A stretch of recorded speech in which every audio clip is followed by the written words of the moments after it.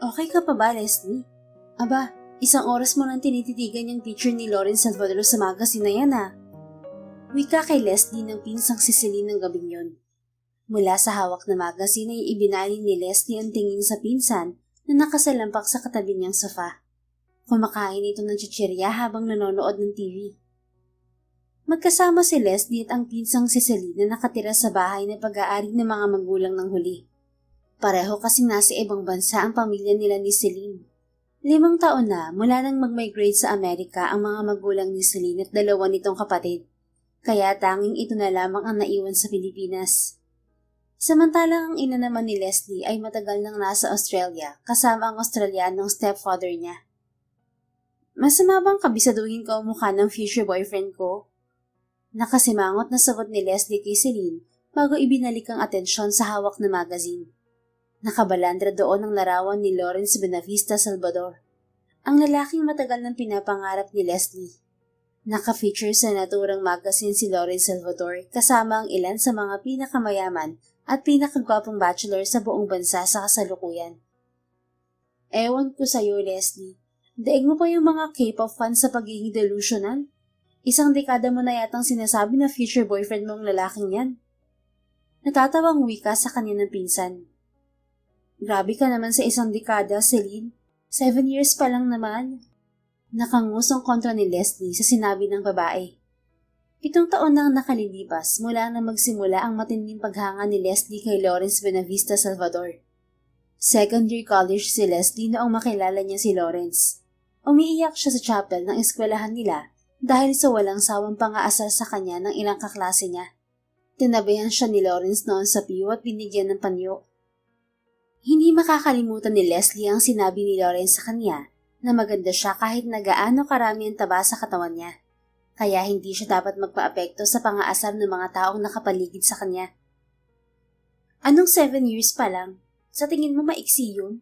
Ang tagal na ng 7 years, Leslie. Imagine, 2nd year college ka lang simula nung una at huli mong makausap ang Lawrence na yan. Pero hanggang ngayon teacher ka na, siya pa rin ang laging bukang bibig mo. Ani Celine sa kanya. Nang araw na makilala at makausap ni Leslie si Lawrence, ay yun din ang una at huling beses na pagkikita nila ng lalaki. Nang sinubukan kasing hanapin ni Leslie sa campus si Lawrence, ilang araw pagkatapos niya makilala ang lalaki para isoli ang panyo nito, ay nalaman niyang lumipat na ang binata ng universidad. Sa kabila niyon ay inalagaan ni Leslie ang nararamdaman para kay Lawrence. Kaya naman sa loob ng 7 taong nagdaan ay wala pa siyang nagiging nobyo. Dahil isang lalaki lang ang laman ng puso niya. At yun ay si Lawrence Salvador. He's my first love, Celine. And first love never dies. Lalo na dahil hanggang ngayon ay naniniwala ako na pagtatagpuin kami ng tadhana. Sagot ni Leslie sa pinsan. Hanggang single si Lawrence at walang asawa, hindi ako mawawalan ng pag-asa na siyang lalaki para sa akin. Pagpapatuloy pa niya. Nang maling tingnan ni Leslie ang pinsan ay nakita niya ang pag-iling nito. Paano naman kayo magtatagpo ay magkaibang mundong ginagalawan niyo? Nakita mo naman kung gaano kayaman ng Lawrence Salvador na yan. Kabilang siya sa alta sosyedad. Tayo, saan tayo kabilang? Sa mga samahan ng magkakaalta presyon 10 years from now. Bahagyang natawa si Leslie sa huling sinabi ng pinsan. Excuse me, healthy living ako Celine no? Giit niya sa pinsan. Lahi ng mga matataba ang pamilya ni Leslie. Simula noong bata si Leslie hanggang sa magdalaga ay overweight siya. Kaya naman madalas siyang maging tampulan ng tukso ng mga kaklase. 7 year college siya nang seryosohin niya ang pagpapapayat at pagbabawas ng timbang. Sa kasalukuyan, sa edad na 27, ay na-maintain ni Leslie ang balingkinitang pangangatawan at healthy lifestyle na sinimulan niya 7 years ago. At saka kahit ubod ng yaman ni Lawrence, pareho lang kami nasa Pilipinas. Kaya hindi imposible na magkita kaming dalawa. Because nothing is impossible in this life, Celine. Pagpapatuloy ni Leslie bago ngumiti sa pinsan. Hay nako, iba talagang pananalig mo pagdating sa lalaking yun, no? Sana ganyan din ako pagdating kay Sir Dalton. Nakangusong wika ni Celine bago sumubo ng kinakaing potato chips. Ang tinutukoy ng pinsan ay ang principal sa eskwelahan kung saan ito nagtuturo. Crush ni Celine ang naturang principal. Aminin mo na kasi sa kanya na crush mo siya. Hanggat nandyan siya sa harap mo, I-grab mo na ang pagkakataon at ipakita mo sa kanyang nararamdaman mo. Payo ni Leslie sa pinsan bago muling ibinalik ang tingin sa larawan ni Lawrence. Mabuti ka pa nga, abot kamay mo lang ang lalaking gusto mo. Ako hindi ko alam kung kailan magtatagpo ang landas namin ni Lawrence. Nakangusong wika pa niya habang nakatitig sa larawan ni Lawrence. Kung sana, ganun lang kadali umamin, Leslie. Anyway, ready ka na ba sa first day mo bukas? Oo, excited na akong mamit ang mga estudyante ko. Malaki ang ngiting baling ni Leslie sa pinsan. Bukas ang unang araw ni Leslie bilang teacher sa St. Matthew Academy. Isang private school ito sa loob ng isang eksklusibong village sa lungsod nila. Isang elementary teacher si Leslie. Pagkatapos niya makagraduate ng kolehiyo at makapasa sa board, ay nagturo siya sa isang private school malapit sa bahay ng mga magulang ni Celine, kung saan sila nakatira ng pinsan. Subalit pagkatapos ang nakaraang school year, ay nagsara ang naturang eskwelahan. Kaya naman naghanap si Leslie ng bagong eskwelahan na mapag-a-applyan.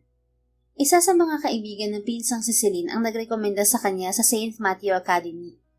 Kahit na mas preferred sana ni Leslie na sa public school mag-apply, ay hindi niya natanggihan ang malaking offer ng naturang private school. Good luck sa first day mo bukas, Leslie. Ngumiti si Leslie sa babae. Ilang sandali pa ay nagpaalam na siya rito na magpapahinga na. Tatapusin ko pa itong pinapanood ko bago ako matulog. Ani si Celine sa kanya. Hindi tulad ni Leslie ay tanghali pa ang pasok ng pinsan sa public school na pinagtuturuan nito. Dala ang magazine ay nagtungo si Leslie sa silid niya.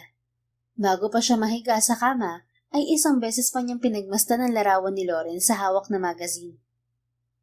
Sana pagtagpuin tayo ulit ng tadhana, Lawrence. Mahinang sambit ni Leslie bago isinara ang magazine at maingat na inilagay sa drawer niya. Kinabukasan, dala ng excitement para sa unang araw ng klase, ay maagang nagising si Leslie. Lord, sana maging magandang araw ko tulad ng sabi sa horoscope ko. Mahinang wika ni Leslie sa kawalan habang sakay siya ng taxi papunta sa eskwelahang pagtuturuan. Ayon kasi sa horoscope ni Leslie ngayong araw, ay magiging maganda at memorable ang araw na ito para sa mga Sagittarius na tulad niya.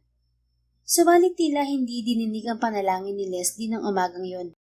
Dahil nasiraan ng taxi na sinasakyan niya pagdating nila sa loob ng Bellevue Village kung saan matatagpuan ng St. Matthew Academy. Naku ma'am, pasensya na po talaga. Nahihiyang wika kay Leslie ng driver ng taxi na sinakyan niya. Okay lang po manong, maglalakad na lang po ako. Maaga pa naman. Sagot ni Leslie sa matanda. Bumaba si Leslie ng taxi at nagsimulang maglakad. Sana lang ay hindi siya pagpawisan dahil halos 1 kilometro pa ang lalakarin niya bago makarating sa eskwelahan. Habang naglalakad si Leslie sa gilid ng kalsada, ay palingalinga ang dalaga dahil nagbabaka sakali siya na miduba ang bakanting taxi sa eksklusibong village na yon. Ay, mukhang wala talaga akong choice kundi maglakad. Mahinang wika ni Leslie sa sarili nang 5 minuto na ang lumipas ay wala ni isang taxi ang dumaan. Huminto si Leslie sa paglalakad para ipusod ang mahabang buhok. Nang sa gayon ay hindi siya pagpawisan. Sabalit bago pa niya maipagpatuloy ang paglalakad, ay isang busina ang nagpatigil sa kanya. Nalingunan niya ang isang magarang kotse na nakahinto sa gilid niya. Nang bumaba ang bintana niyon ay bumungad sa kanya ang lalaking nasa driver's seat. At tila pansamantalang huminto ang timok ng puso ni Leslie. Miss, do you need a ride? Tanong kay Leslie ng isang boses na pamilyar sa kanya. Kahit 7 taon na mula nang huli niyang narinig ang boses na iyon, ay hindi yun makakalimutan ni Leslie. Lawrence Salvador? Nabigla at nakaawang ang mga labing sambit ni Leslie sa lalaking nasa driver's seat ng magarang BMW na huminto sa tapat niya. Totoo bang ikaw nakikita ko? Hindi makapaniwalang singhap niya. Kilala mo ko, miss. Kunot ang noong tanong kay Leslie ng lalaki. Hindi alam ni Leslie kung ilang segundo siyang nakatitig sa gwapong mukha ng lalaki bago nagawang tumango rito. Oo. Kilala kita. Kilalang kilala. Naging schoolmate tayo sa St. Clair University. Sagot ni Leslie sa binata. Napalitan ng palakaibigang ngiti ang pagtataka sa mukha ng lalaki. Well, do you need a ride? Napansin ko na parang nag-aabang ka ng masasakyan. Tanong nito sa kanya. Anong sabi mo? Parang tanga at wala sa sariling tanong ni Leslie sa lalaki. Pakiwari niya ay nawalan siya ng kakayahang mag-isip ng mga sandaling yon. I'm asking you kung gusto mong sumabay sa akin, miss. Nakangiting sagot nito sa kanya. Naramdaman ni Leslie ang pagtalon ng puso niya sa ngiting ibinigay sa kanya ni Lawrence. Sigurado kang isasabay mo ko? Hindi makapaniwalang tanong ni Leslie sa lalaki. Napakurap-kurap si Leslie habang patuloy na nakatitig sa mukha ng binata. Walang dudang mas gwapo ang mukha nito sa personal kaysa sa larawan. Well, I'm asking you. Am I not? Sagot ni Lawrence sa kanya. Saan ka ba pupunta, miss? Tanong nito. Sa St. Matthew Academy. Madadaanan ko yun, miss. Come on, sumabay ka na sa akin. Nakangiting wika ng lalaki bago nito binuksan ang passenger seat ng sasakyan nito. Pakiwari ni Leslie ay nananaginip siya nang sumakay siya sa front seat ng sasakyan ni Lawrence. Kaya naman hindi niya maihiwalay ang mga mata sa gwapong mukha ng lalaki. Miss, okay ka lang? Tanong sa kanya ni Lawrence nang mapansin ng binata ang paninitig niya sa mukha nito. Pwede mo ba akong kurutin? Wala sa sariling sambit ni Leslie na ipinagtaka ni Lawrence. What?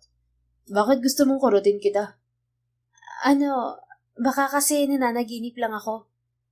Bahagyang umawang ang mga labi ni Lawrence. Pagkatapos ay mahina itong natawa. You're funny, miss. Naaaliw na wika nito sa kanya. Binalot naman ng kilig ang dibdib ni Leslie nang marinig ang tawa ng binata. Grabe, Lord. Kahit yung tawa niya nakaka-inlove. Mahinang wika ni Leslie sa isip.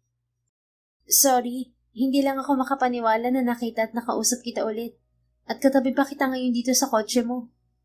Hindi nakapagpigil na sagot ni Leslie sa binata bago kinagat ang ibabang labi. Nagkita na tayo dati? Wait, do we know each other? I'm sorry pero hindi kita natatandaan. Sambit ni Lawrence habang nakatingin sa mukha ng dalaga. Ngumiti si Leslie. Oo, nagkausap na tayo dati. Isang beses lang yun kaya naiintindihan ko na hindi mo ako naaalala. Malaki ang pinagbago ni Leslie sa loob ng 7 taong nagdaan, kaya hindi niya ikinabigla nang sabihin ng binata na hindi siya nito natatandaan. Maging si Leslie ay hindi niya makilala ang sarili kapag tinitingnan niya mga picture niya 7 years ago. Oh, when was that? Kuryosong tanong ni Lawrence sa kanya. 7 years ago, March 28, 2016, Friday, sa University Chapel. Wow, 7 years ago na pero naaalala mo pa rin. May photographic memory ka ba, miss? Tila namamanghang tanong ni Lawrence sa kanya. Kasabay ng pag-iinit ng mga pisngi ay bahagyang natawa si Leslie sa tanong ng lalaki. Wala akong photographic memory. Special lang talaga sa akin yung pangyayaring yun. Simula rin kasi nung araw na yon, naging crush na kita. Walang prenong pag-amin niya kay Lawrence. Nakita ni Leslie ang pagkabigla sa gwapong mukha ni Lawrence. Crush mo ko? Tila hindi makapaniwalang gagad ng binata sa kanya. Kagat ang labing tumango si Leslie sa lalaki. Nabigla ka ba? Sorry, pero crush kasi talaga kita. Mahinang wika niya rito. Sa pagkakataong yon, habang nakatingin sa kanya si Lawrence, ay nakaramdam si Leslie ng hiya. No, it's okay. Wika ni Lawrence sa dalaga bago muling ngumiti. I mean, hindi naman ikaw ang unang babaeng nag-confess sa akin, kaya huwag ka nang mahiya. Anito sa kanya. Sa sinabing yun ni Lawrence ay bumalik ang ngiti sa mga labi ni Leslie. Tama nga yung sinabi sa horoscope. Hindi napigilang sambit ng dalaga. Anong sabi ng horoscope mo? Tila naaaliw na muling tanong ni Lawrence sa kanya. Nabasa ko sa horoscope ko na may mangyayaring maganda sa akin ngayong araw na to. Hindi ko akalain na ngayong araw pala kita makikita ulit after 7 years. Ang bait ni Lord sa akin. Malaki ang ngiting sagot ni Leslie kay Lawrence. Well, unless panaginip lang itong lahat. Pagpapatuloy niya bago iginala ang tingin sa kotse ng lalaki. Malinis yun at mabango na tulad ni Lawrence. Sa halos 1 metrong distansya ni Leslie sa lalaki, ay amoy ng dalaga ang mamahaling pabango nito.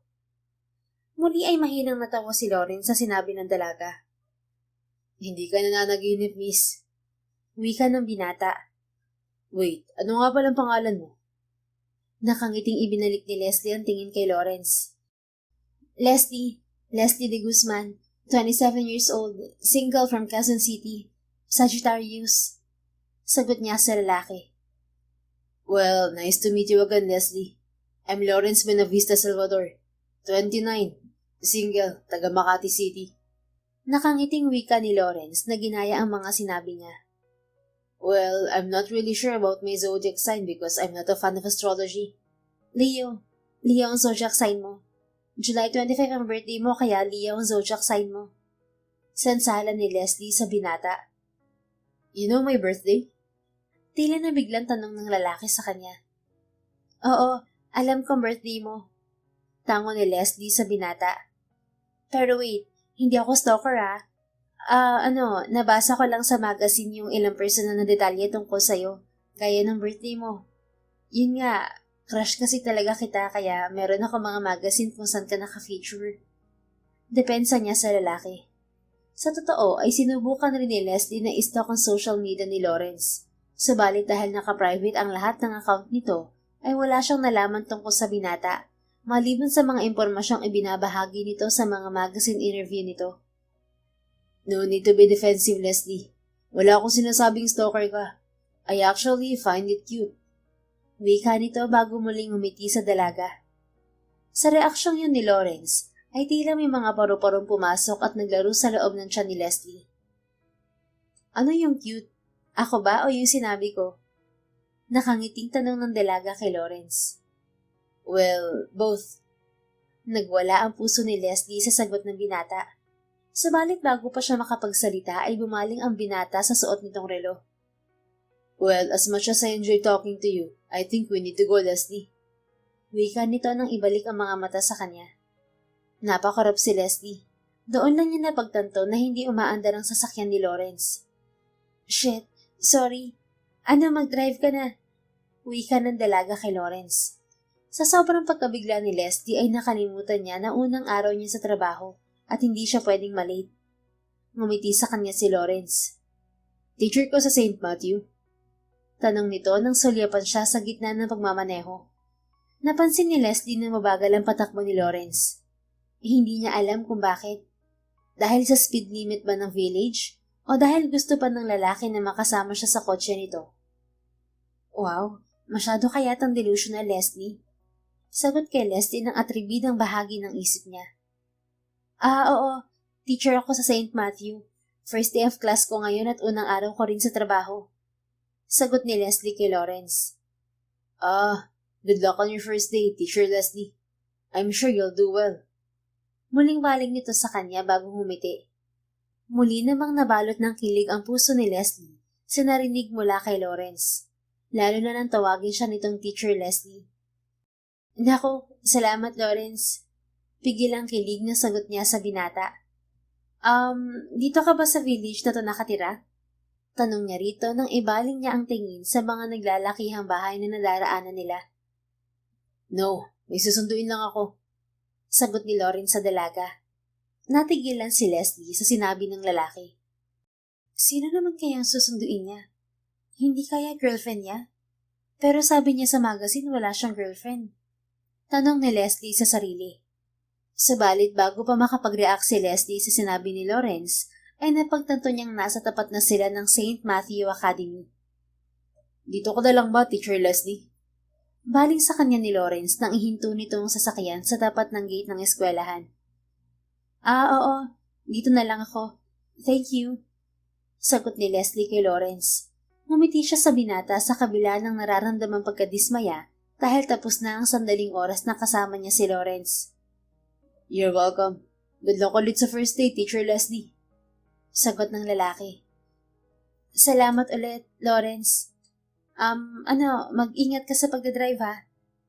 Hindi napigilang wika niya sa binata. I will, Teacher Leslie. Nakangiting sagot sa kanya ng lalaki. Pakiwari ng dalaga ay tila natunaw ang puso niya sa ngiting yun ni Lawrence. Bago pa tuluyang manghina ang mga tuhod niya ay lumabas na siya ng sasakyan. Bago tuluyang umalis si Lawrence, ay bahagya pa itong kumaway sa kanya mula sa nakababang bintana ng kotse nito. Kagat ang ibabang labing kumaway pabalik si Leslie, hanggang sa mawala sa paningin ng dalaga ang sasakyan ni Lawrence. Lord, thank you. The best ka talaga. Mahinang wika ni Leslie nang ibaling niya ang tingin sa asul na langit. Sabi ko na nga ba, pagtatagpuin mo rin kami ng landas ni Lawrence, my love. Pigil ang kilig na sambit niya. Teacher Leslie. Mabilis na bumaling si Leslie sa nagsalita. Doon lang niya napansin ang kaibigan teacher na nakatayo malapit sa kanya. Ito ang kaibigan ni Celine na nagrekomenda sa kanya sa St. Matthew. Hi, Teacher Anna. Ikaw pala. Good morning. Malaki ang ngiting bati ni Leslie sa babae. Boyfriend mo yung naghatid sa'yo? Nakita ko yung mukha, Teacher Leslie. Ang gwapo ah. Nakangising wika ng kasamang guro sa kanya. Napangiti sa kilig si Leslie sa sinabi ng babae. Oo naman, gwapo talaga yon, teacher. Mabango pa. Sagot niya sa babae. Teka, mamaya ka nakiligin ulit. Tara na't baka malate na tayo. Natatawang wika nito sa kanya. Napangiti lang si Leslie kay Anna bago nagpatiano dito papasok sa loob ng campus. Pagdating sa faculty room ay pinakilala si Leslie ng principal sa mga kasamahang teacher bilang bagong faculty member. Ilang sandali pa ay nagpunta na si Leslie sa classroom ng grade 1 students na hahawakan niya. Good morning, class. My name is Leslie de Guzman. You can call me Teacher Leslie. I'll be your teacher for the whole school year. Malaki ang ngiti at puno ng siglang pakilala ni Leslie sa mga bata nang magsimula ang klase nila. Noon pa man ay mahilig na si Leslie sa mga bata, kaya naman elementary education ang kursong kinuha niya. Pagkatapos magpakilala ni Leslie sa mga estudyante, ay ang mga bata naman ang isa-isa niyang pinagpakilala sa harap ng klase. Nakuha ang atensyon ni Leslie ng triplets na estudyante niyang sina Carson, Carter at Caleb. Bukod sa pare-parehong charming at guwapo ang mga tatlong bata, ay bibo rin ang mga ito. Teacher, you're so pretty just like our mommy. Wika sa kanya ni Carter nang dumating ang break time sa klase. Isa ang batang lalaki sa triplets na estudyante niya. Wow, thank you Carter. Ngiti ni Leslie sa batang lalaki. My boyfriend ka na po, teacher. Mommy said our Tito Andrew needs a girlfriend. Wika naman sa kanya ni Caleb. Kahit na magkakamukha ang tatlo ay hindi nalilito si Leslie dahil may nakakabit na name tag sa uniform ng mga estudyante niya. Nabigla man si Leslie na alam na ng mga batang ito ang salitang boyfriend ay ngumiti lang siya sa mga ito. I'm sorry boys, I'm sure your Tito Andrew is a nice guy but Teacher Leslie already has a boyfriend. Sagot niya sa mga ito. Is your boyfriend pogi, teacher? Because our Tito Andrew is very handsome and cool. Wika ni Caleb. And Tito Andrew has a nice car. Pagbibida pa ni Carter sa kanya. Well, my boyfriend is guwapo and nice too. He also has a car and he's very, very kind. Hindi napigilang sagot ni Leslie sa mga batang kaharap. What's the name of your boyfriend, teacher? Tanong naman sa kanya ni Carson. Lawrence Salvador. Wala sa sariling sagot ni Leslie sa mga ito. Muli na namang napangiti ang dalaga nang sumagi sa isip si Lawrence. Hanggang ngayon ay hindi pa rin siya makapaniwala sa naganap na umagang yon. Napansin ni Leslie kung paano nagkatinginan ang tatlong batang lalaki sa sinagot niya. Subalit bago pa siya makapagtanong sa mga ito ay tumunog ang bell ng eskwelahan, hudyat na tapos na ang recess. Ilang oras pa lang ang nakalipas ay natapos na ang klase ni Leslie. Sa pagkakataong yon ay hindi na kinailangan maghanap ng masasakyan dahil isinabay siya ng kasamahang teacher na si Anna sa kotse nito. Kamusta ang first day, Leslie? Tanong kay Leslie ng pinsang si Celine pagdating ng huli sa bahay mula sa trabaho nito. Oh, you won't believe this, Celine. Nakita kami ni Lawrence. Malaki ang ngiting sagot ni Leslie sa pinsan. Ha? Nanaginip ka ba ng gising, Leslie? Hindi. Totoo talaga, Celine. Nakita kami ni Lawrence kaninang umaga sa Bellevue Village. Hindi pa nakakapagbihis ang pinsan, ay agad niya ikinuwento rito ang tungkol sa pagkikita nila ni Lawrence ng umagang yon. Grabe, mas gwapo talaga siya sa personal, Celine. Tapos ang bango-bango niya. Tapos ang bait-bait pa rin niya hanggang ngayon. Alam mo bang nginitian lang niya ako nang sabihin ko sa kanya na crush ko siya? Hindi mapuknat ang ngiting paglilitan niya sa pinsan. Total naman ang lakas ng loob mo na sabihin sa kanya na crush mo siya. Sana hiningi mo na rin ang number niya. Napapangiting wika kay Leslie ng pinsan nang matapos siya sa pagkukwento. Bumuntong hininga si Leslie sa pinsan. Well, nakalimutan ko eh. Paano ba naman kasi? Nakakatulala ang kagwapuhan niya. Hindi ako nakapag-isip ng maayos habang kaharap ko siya kanina. Nakangusong sagot ni Leslie sa babae. Pero sigurado naman ako na magkikita pa ulit kami, Celine. Malakas ang pananayay ko na hindi yun ang huling pagkikita namin. Dugtong pa niya sa pinsan. Kasabay ng pagbalik ng mga ngiti sa mga labi. Hay, kapag nagkita kami sa susunod, tatanungin ko na siya kung pwede akong manligaw sa kanya. Kinikilig na pagpapatuloy niya. At talagang ikaw pang manliligaw ah? Nakaangat ang kilay ng wika kay Leslie ni Celine habang nakatingin sa kanya. Ano ka ba? Wala na tayo sa panahon ni Maria Clara, Celine. Kung anong kayang gawin ng mga lalaki, kayang din nating mga babae. Kasama na rin ang panliligaw. Nakangusong sagot ni Leslie sa pinsan. Nang gabing yun ay nakatulog si Leslie na may malaking ngiti sa mga labi. Napanaginipan pa nga niya si Lawrence. Pagkatapos daw niyang sabihin kay Lawrence na crush niya ito, ay hinalikan siya ng lalaki. Kaya naman hindi mawala-wala ang ngiti ni Leslie mula paggising niya hanggang sa pagpasok sa trabaho. Good morning, Teacher Leslie. Our mommy will come later. Wika kay Leslie ng isa sa mga triplets nang lapitan siya ng mga ito bago magsimula ang klase. Nang araw na yun kasi nakaschedule ang parent-teacher meeting ng St. Matthew Academy. Pagkatapos ng klase ni Leslie at makompleto ang mga magulang ng estudyante niya, ay nagsimula ang meeting niya sa mga ito. It was lovely to meet you, Teacher Leslie. Wika kay Leslie ni Dr. Faith Buenavista Navarro nang matapos ang meeting niya sa mga magulang ng estudyante niya. Ang magandang doktora ang ina ng triplets na estudyante niya. Tama nga ang sabi sa akin ng mga anak ko, maganda pala talaga ang teacher nila. Nakangiting wika pa sa kanya ng doktora. Nahihiyang ngumiti si Leslie sa babae. Nako, salamat po Dr. Faith. Kaya naman pala ang gagwapo ng triplets, mana sa inyo. Actually, sa daddy nila nagmana ang mga anak ko. Nakangiting sagot kay Leslie ng babae. By the way, Teacher Leslie, paano nga pala kayo nagkakilala ni Lawrence? Tanong sa kanya ng doktora na siyang ikinabigla ni Leslie. Lawrence? Napakurap na gagad ni Leslie sa kaharap. Oh, I'm sorry, Teacher Leslie.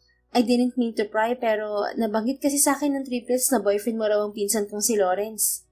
Wika sa kanya ng magandang doktor nang tila mapansin nito ang reaksyon niya. Napaawang ang labi ni Leslie sa realisasyong pumasok sa isip. Pinsan mo si Lawrence Salvador? Hindi makapaniwalang tanong niya sa kaharap. Second cousin actually. Magpinsang buo ang daddy ko at ang mommy niya. Sagot kay Leslie ni Dr. Faith. But our clan is pretty tight, Teacher Leslie. So, I hope you meet the whole family soon. Ngiti ng babae sa kanya. Napalunok si Leslie sa sinabi ng ina ng triplets. Subalit bago pa siya makapagsalita ay naunahan na siya ni Dr. Faith. Are you okay, Teacher Leslie? Did I make you uncomfortable? Sorry, na-excite lang ako nang malaman ko na may girlfriend na pala si Lawrence at teacher pa ng mga anak ko. Wika sa kanya ng babae. Actually, hindi talaga ako girlfriend ni Lawrence. Nahihiyang pag-amin ni Leslie kay Dr. Faith. Ha? Pero sabi ng triplets, sinabi mo raw sa kanila na boyfriend mo si Lawrence. Tila nagtatakang wika sa kanya ng doktora. Oh wait, is your relationship with Lawrence supposed to be a secret or something? Tanong nito sa kanya. Akmang sasagot si Leslie nang tumunog ang cellphone ng doktora. Nag-excuse ang babae para sagutin ang tawag. Kapag gawan ay bumalik si Dr. Faith para magpaalam sa kanya. Mauna na kami, Teacher Leslie. Naghihintay na sa amin ng daddy ng triplets. Wika kay Leslie ng doktora. Napangiti at napatango na lang si Leslie kay Dr. Faith habang sinusundan ito ng tingin paalis kasama ang triplets. Subalit nang tuluyang mag-sink in sa kanya ang realisasyon na maaaring makarating kay Lawrence ang maling akala ng pinsan nito, ay napasinghap sa pagkabahala si Leslie. Anong gagawin ko, Celine? Namamroblemang tanong ni Leslie sa pinsang si Celine ng gabing yon. Yan na nga bang sinasabi ko sa'yo, Leslie? Bakit mo kasi pinagkalat na boyfriend mo si Lawrence Salvador? Pumapalatak na wika ni Celine sa kanya. Hindi ko naman pinagkalat, Celine. Sa'yo ko lang naman madalas sabihin na boyfriend ko si Lawrence. Hindi ko sinasadya na masabi yun sa triplets. At saka malay ko ba nakamag-anak pala ni Lawrence ang tatlong batang yun? Kagat ang labing sagot ni Leslie sa pinsan bago siya bumuntong hininga. Paano kapag nakarating yun kay Lawrence, Celine? Paano kapag kinumpronta niya ako? Nag-aalalang wika pa niya. Oh, ay di dapat matuwa ka dahil magkikita ulit kayo ni Lawrence. Pero ayokong isipin niya na delusional ako, Celine. Ni hindi pa nga nagsisimula ang love story namin, turn off na agad siya sa akin. Napapailing na tinawanan siya ni Celine. Well, sabi mo naman mabait yung si Lawrence. Kaya siguro papalampasin niya lang yung pinakalat mong chismis. Ewan ko ba naman sa'yo, Leslie? Sa huli ay isang buntong hininga na lang ang pinakawalan ng dalaga. Kinabukasan, nang makita ni Leslie ang triplets niyang estudyante, ay naisip niyang kausapin ang mga ito para itama ang nasabi niya. Subalit na pagtanto rin ni Leslie na wala ring silbi yun, dahil nakarating na sa ina ng mga ito ang tungkol sa akala nitong relasyon niya kay Lawrence. Goodbye, Teacher Leslie. See you tomorrow. Paalam kay Leslie ng huling estudyanteng lumabas sa classroom nang matapos ang klase niya. Pagkatapos niyang magligpit ng gamit ay dumiretso siya sa faculty room. Naghahanda si Leslie para sa pag-uwi nang lapitan siya ng kasamang teacher na si Anna na kakapasok lang sa silid. Teacher Leslie, nakita ko sa labas ang boyfriend mo. Wika nito sa kanya. Boyfriend? Gagad ni Leslie sa babae. Yung gwapong naghatid sa'yo nung unang araw ng klase, hindi ba boyfriend mo yun? Nakangising sagot nito sa kanya. Napaawang ang labi ni Leslie sa sinabi ni Anna. Kasunod niyon ay nakaramdam siya ng magkahalong excitement at kaba. Gusto niyang makitang muli si Lawrence, subalit kinakabahan siya dahil alam niyang naroon ang binata para kumprontahin siya tungkol sa maling akala ng pinsan nito. Mabilis na nag-ayos ng sarili si Leslie bago siya lumabas at pinuntahan ng binata. Naabutan niya si Lawrence na nakaupo sa isa sa mga bakanting bench. Hi, Teacher Leslie. Nakangiting bati sa kanya ni Lawrence nang salubungin siya nito. Gustong manlambot ni Leslie sa magandang ngiting na silayan mula sa lalaki. Idagdag pa roon ang napakagwapo nito sa ayos nito. Napakapormal ng binata sa suot na Amerikana. Hi Lawrence. Bati ni Leslie sa lalaki. Nakangiti siya sa akin. Ibig sabihin ba nun, hindi siya galit? Tanong ni Leslie sa sarili habang pinagmamasdan si Lawrence. I saw the triplets today. Sabi nila tapos na raw ang klase nyo. Kung wala ka nang ginagawa, pwede ba kitang makausap? Tanong ni Lawrence sa dalaga. Sige. Pwede naman. Saan mo gustong mag-usap? Sumulyap ang binata sa suot na relo bago muling gumaling sa kanya. Well, it's almost lunchtime. Let's find a good restaurant where we can talk. Napaawang ang mga labi ni Leslie sa narinig mula kay Lawrence. Niyayaya mo ba akong kumain? Lunch date, ganon? Hindi makapaniwalang tanong ng dalaga sa kaharap. Yeah, kung okay lang sa'yo. Nakangiting balik tanong ni Lawrence sa kanya. Napalunok si Leslie bago mabilis na tumango sa binata. Oo naman. Kukunin ko lang yung mga gamit ko. Mabilis na binalikan niya ang gamit sa faculty room. Naabutan niya roon ang kasamahang teacher na si Anna. Sana all may jowang sumusundo, Teacher Leslie. Tukso sa kanya ng babae. Hindi ko boyfriend si Lawrence, Anna. Ha? Ay ano? Nanliligaw pa lang? Halatang may gusto sa'yo eh. Sa sinabing yun ng babae ay nag-init ang mga pisngi ni Leslie. Nako, wish ko lang. Sagot niya bago iniwan ng kasamahang guro para balikan si Lawrence. Ngumiti ang binata nang magtama ang mga paningin nila. Let's go. Tanong sa kanya ni Lawrence. Tumango si Leslie sa binata kasabay ng pagwawala ng puso niya. Magkaagapay silang naglakad ni Lawrence papunta sa sasakyan nito. Nag-init ang mga pisngi niya sa kilig nang buksan nito ang pinto ng front seat para sa kanya. Salamat. Usan ni Leslie bago pumasok sa sasakyan ni Lawrence. Ang gentleman niya at kasing bango rin niya tong kotse niya. Kinikilig na wika ni Leslie sa sarili habang ikinakabit ang seatbelt. Hindi siya makapaniwalang sa ikalawang pagkakataon ay makakasakay siya sa kotse ni Lawrence. So, saan mo gustong kumain? Baling sa kanya ni Lawrence nang paandarin nito ang sasakyan. Kahit saan, okay lang sa akin. Kahit saan? Paano kung sabihin kong sa Ilocos ko gustong kumain? Okay lang sa'yo? Nakaangat ang sulok ng mga labing baling sa kanya ni Lawrence. May aliw sa tono nito.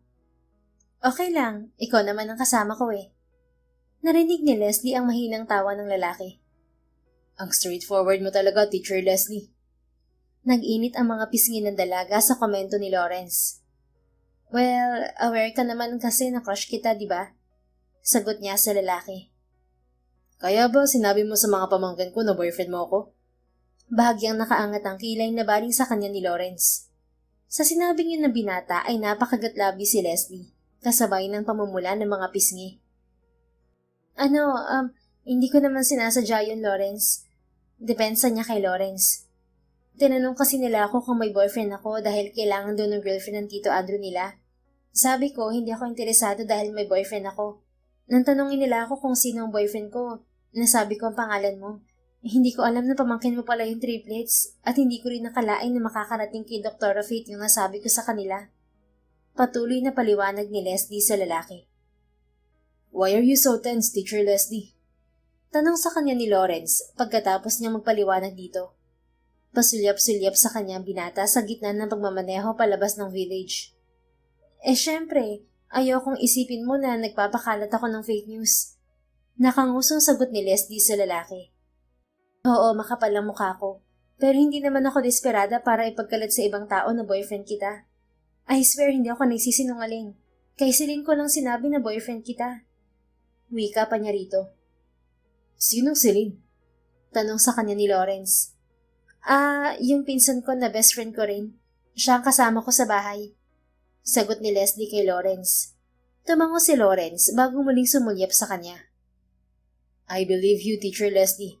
And don't worry, I don't mind. Wika nito kasabay ng pagngiti sa kanya. Hindi ka galit? Hindi ka na-offend? Tanong ni Leslie sa lalaki. Bakit naman ako magagalit at ma-offend? Single naman ako at walang girlfriend. I should be flattered at least, right? Dahil sa dami ng lalaki, ako ang crush mo at gustong maging boyfriend. Sagot ni Lawrence sa dalaga. Kinagat ni Leslie ang ibabang labi para pigilan ang ngiting gustong kumawala sa mga labi. Yan ang dahilan kung bakit gustong gusto kita. Kasi bukod sa gwapo ka, mabait ka. Hindi makapagpigil na sambit niya kay Lawrence. Napansin ni Leslie na tila natigilan si Lawrence sa sinabi niya. Inihinto ng lalaki ang sasakyan sa gilid ng kalsada. Pagkatapos ay bumaling ito sa kanya. Gusto mo ako? Akala ko crush lang. Bahagyang nakaangat ang kilay na tanong ni Lawrence sa dalaga. Sa kabila ng mabilis na tibok ng puso ay sinalubong ni Leslie ang malalim na mga mata ng kaharap. Ang totoo niyan, hindi lang kita basta crush lang, Lawrence. Gusto kita. Gustong gusto. I've fallen for you since the very first time I talked to you 7 years ago. Pag-amin ni Leslie sa lalaki. How did you manage to like me? I mean, paano mo ko nagustuhan gayong isang beses lang kamo tayo nag-usap dati? Kunot ang noong tanong nito sa kanya. Bakas ang gulat sa muka. You know what? They say that love is mysterious, right? That you can fall in love with a person by just meeting him once. At yun ang nangyari sa akin nung makilala kita noong araw na yon, Lawrence. Hindi mo man natatandaan, pero yung araw na nagkakilala tayo ang isa sa hindi ko makakalimutang araw sa buhay ko, Lawrence. Everything you said to me that day changed me. Pagpapatuloy ni Leslie kasabay ng marahang pagngiti sa lalaki. You see, mataba ako dati. Wala akong self-confidence, kaya madalas akong ibuli ng mga kaklase ko. Noong araw na nagkita tayo sa chapel, umiiyak ako noon kasi pinagtripan ako ng mga kaklase ko. Binigyan mo pa ako ng panyo noon at tinanong mo kung bakit ako umiiyak. Pagkatapos ko sabihin sa iyong dahilan, pinatahan mo ako at sinabi mong huwag kong sayangin ang luha ko. Sinabi mo rin sa akin na maganda ako kahit na mataba ako, kaya hindi ako dapat magpa-apekto sa masasamang sinasabi ng ibang tao sa paligid ko. Habang patuloy na nagsasalita si Leslie, ay nakita ng dalaga ang pag-awang ng mga labi ni Lawrence. Oh, you're that girl? Hindi makapaniwalang wika ni Lawrence kay Leslie pagkatapos ng mahabang sinabi ng dalaga. Natatandaan mo na ako? Nabiglang tanong ni Leslie sa lalaking kaharap. Tumango si Lawrence. I remember the cute chubby girl I talked to inside the chapel back then. Ikaw pala yun, Teacher Leslie. Nakangiting wika ng lalaki sa kanya.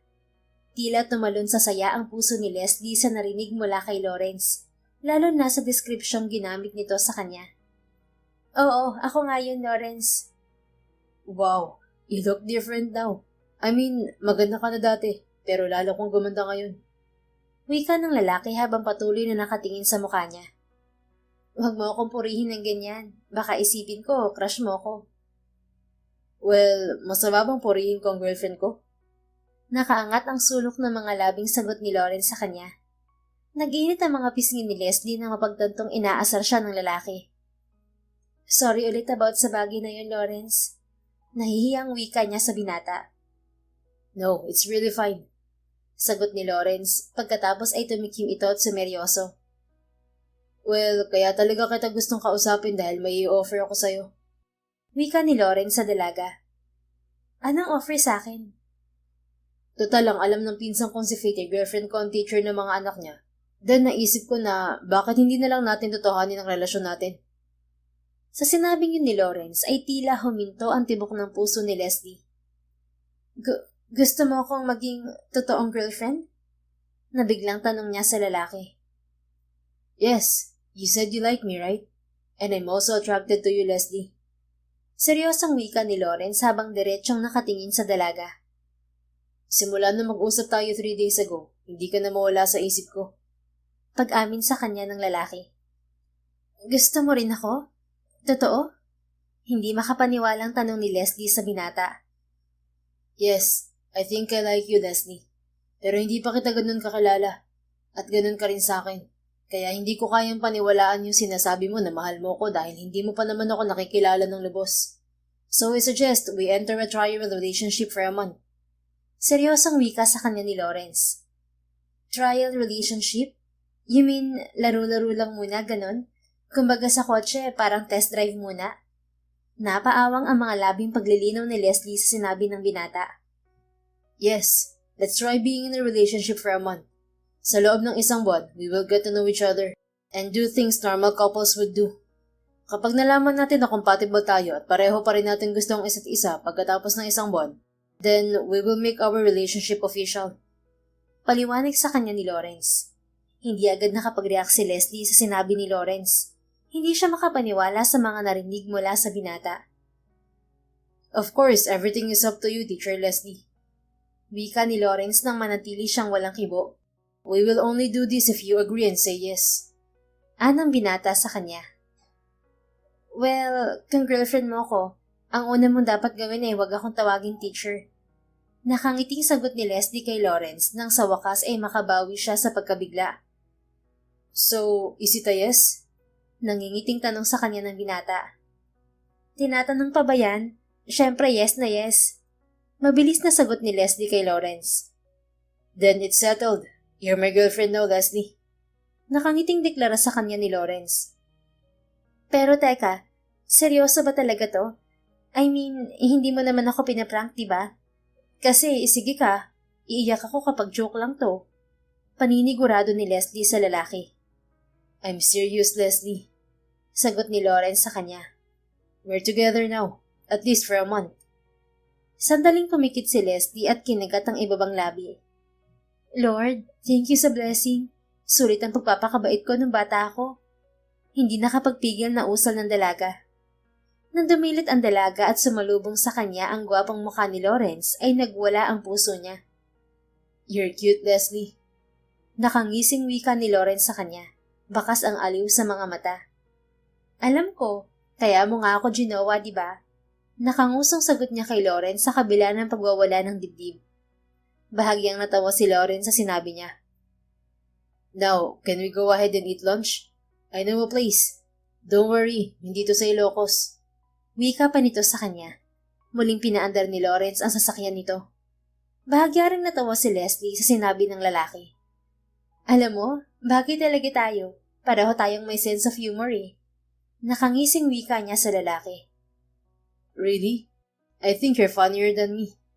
Baling ng lalaki sa kanya. Muling nag-init ang mga pisngi niya sa papuring ibinigay ni Lawrence. Wala pa tayong 1 oras na mag-boyfriend. Huwag mo naman ako masyadong pakiligin. Natatawang sumulyap sa kanya si Lawrence.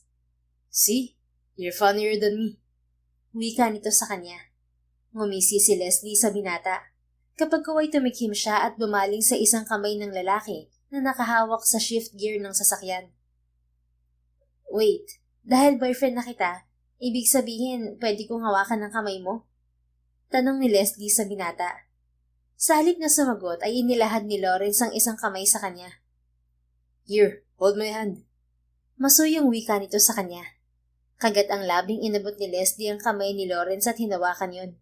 Tila pansamantalang huminto ang tibok ng puso ng dalaga sa kilig nang magdikit ang mga balat nila ng lalaki. Grabe, ang sarap hawakan ng kamay niya. At hindi ako makapaniwalang boyfriend ko na siya. Kinikilig na wika ni Leslie sa isip ng mga sandaling yon. Okay lang ba na hawak ko ang kamay mo? Nag-aalalang baling niya kay Lawrence. Pakiramdam ni Leslie ng mga oras na yon ay may mga paru-parong naglalaro sa loob ng tiyan niya. Don't worry, I'm a good driver, Leslie. You're safe with me. Baling sa kanya ni Lawrence. Habang nasa biyahe sila ay patuloy nitong hawak ang kamay ni Leslie. Kapag kailangan nitong gamitin ng gear shift ng sasakyan ay isinasama nito ang kamay ng dalaga roon. Ilang sandali pa ay nakarating na sila sa restaurant na tinutukoy ni Lawrence. Ang gentleman mo namang boyfriend. Hindi napigilang wika ni Leslie sa lalaki nang muli nitong hawakan ng kamay niya pagkatapos siyang alalayan pababa sa sasakyan nito. Bumaling sa kanya si Lawrence. What do you mean, gentleman? Normal lang tong gawin ng isang lalaki sa girlfriend niya, hindi ba? Sagot sa kanya ng lalaki. Please don't praise me too much for doing the bare minimum, Leslie, okay? Masuyong wika sa kanya ni Lawrence. Marahang tumango si Leslie sa lalaki. Okay, sagot niya rito. Ngumiti si Lawrence sa kanya bago siya iginiya sa loob ng restaurant. Pagdating sa loob ay isang lalaki ang bumati sa kanila. Lawrence, you're here! And you're with someone. Wika ng lalaki pagkatapos ay bumaling ito sa kanya. This is Leslie, girlfriend ko. Wika ni Lawrence sa kaharap nilang lalaki. Muling nagwala ang mga paru-paro sa tiyan ni Leslie. Yun ang unang beses na ipakilala siya ni Lawrence sa ibang tao bilang girlfriend nito. Leslie, this is Marco. Siyang may-ari nitong restaurant. He's a family friend. Baling naman sa kanya ng nobyo. Pagkatapos silang kausapin saglit ni Marco, ay iniwan din sila nito sa mesa nila.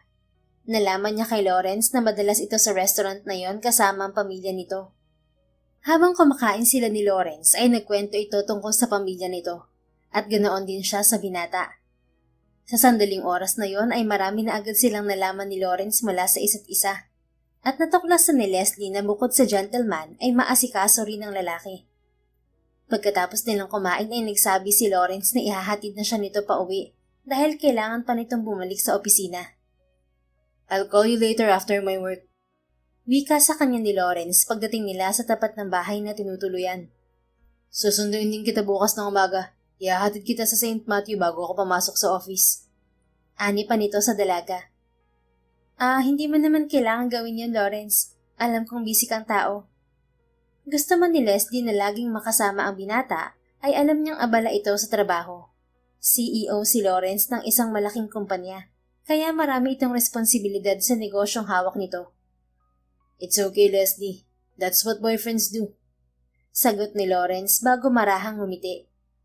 Isa pa, gusto rin talaga kitang makita. How about you? Gusto mo rin ba na sunduin kita sa umaga? Tanong nito sa kanya. Ako pa talagang tinanong mo. Kahit isama mo na ako pa uwi sa'yo, okay lang sa akin. Sagot ni Leslie kay Lawrence. Really? Natatawang wika sa kanya ng lalaki. I mean, joke lang naman yon. Magre-report sa pulis ang pinsan ko kapag hindi ako umuwi sa bahay. Let's just see each other tomorrow, okay? Wika sa kanya ni Lawrence. Maingat nitong hinawakan ng buhok niya at nakangiting inayos yon. Napanguso siyang bumaling kay Lawrence. Walang kiss bago umalis? Tanong ni Leslie sa lalaki. I mean, normal yun sa mag-boyfriend, di ba? Sumeryoso ang mukha ni Lawrence habang nakatingin sa mukha ng dalaga. Well, pwede ba kitang halikan? Mahinang tanong nito sa kanya. Pigil ang ngiting tumango si Leslie kay Lawrence. Pero heads up lang, wala pa akong first kiss kaya hindi pa ako marunong. Nagiinit ang mga pisnging pag-amin niya sa binata. Napakurap si Lawrence bago marahang ngumiti sa kanya. It's fine, Leslie. I'll take care of you. Masuyong wika sa kanya ng lalaki. Tila pansamantalang huminto ang paghinga ni Leslie nang lumapat ang labi ni Lawrence sa kanya. Subalit bago pa man siya makapag-react ay lumayo na sa kanya si Lawrence. Tapos na? Yun na yung first kiss ko? Nakangusong tanong ng dalaga kay Lawrence. Hindi na itago ang pagkadismaya sa tono. Gusto mo pa? Tanong ni Lawrence sa kanya, habang ang isang kamay ay nakahawak sa mukha niya. Parang batang tumango si Leslie sa nobyo. Well, I can't say no to my girlfriend. Can I? Bahagyang nakangiting sagot ni Lawrence sa kanya. Bago pa makasagot si Leslie ay kinabig na siya ni Lawrence para muling halikan. Sa pagkakataong yun ay ramdam ni Leslie ang maingat na paggalaw ng mga labi ni Lawrence sa kanya. At tila may sariling isip ang katawan ng dalaga dahil namalayan na lang niya na nakahawak na siya sa dibdib ng lalaki at sinusubukang gayahin ng paraan ng paghalik nito sa kanya. Oh, wow! Mahinang anas ni Leslie nang pakawalan ni Lawrence ang mga labi niya. Para siyang nahihipnotismong tumingin sa lalaki. Ang sarap mong humalik, Lawrence. Hindi napigil ang sambit niya sa nobyo. Masuyong ngumiti sa kanya ang lalaki kasabay ng paghaplos ng daliri nito sa ibabang labi niya. And your lips taste good, sweetheart. I need to stop bago ko pa makalimutan na wala ka pang experience. Malalim ang boses na sambit nito bago siya dampian ng halik sa noo. Muling napapikit si Leslie. Ilang sandali silang nanatili sa ganoong posisyon bago sila tuluyang magpaalam sa isa't isa. Tila lumulutang si Leslie habang sinusundan ng tingin ng papalayong sasakyan ni Lawrence.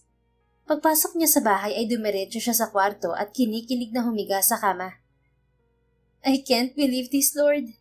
Impit ang tiling sambit ni Leslie habang nakatingin sa kisame. Ang bango-bango niya at ang sarap-sarap niyang humalik. Nanggigigil na wika ng dalaga. Inabot niya ang unan at ibinaon ang mukha roon bago muling impit na tumili na tila isang teenager. Pagdating ng pinsang si Celine ay agad niyang ibinahagi sa babae ang tungkol sa relasyon nila ni Lawrence. Hindi ako makapaniwala na nabighani siya sa beauty ko, Celine. Sambit ni Leslie sa pinsan. Lalong hindi ako makapaniwalang boyfriend ko na siya. Nangyari na yung minanifest ko for the last 7 years. Pagpapatuloy ni Leslie kasabay ng madramang pagbuga ng hangin. Grabe, ang sarap niya maging boyfriend. Ang galing niyang humalik. Tapos ang bango-bango pa niya. Feeling ko lagi ako matutunaw kapag tinitingnan niya ako. Kinikilig na pagpapatuloy ng dalaga. I'm happy for you, Leslie. Pero baka naman wala pang isang linggo, isuko mo na yung bataan mo ah. Naku, isusumbong kita sa mama mo.